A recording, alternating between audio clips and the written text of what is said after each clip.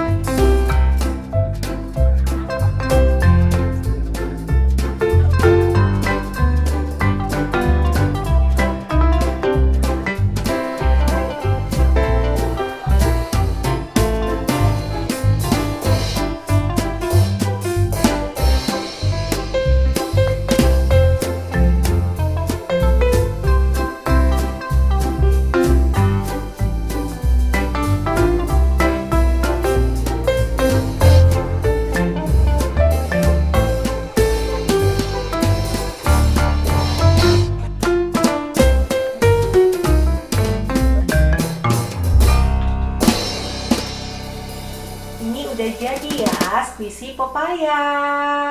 Tuh, ini bagian depannya, pepayanya udah dipotong nih sebelah gini. Terus ini yang bagian belakangnya. Gini.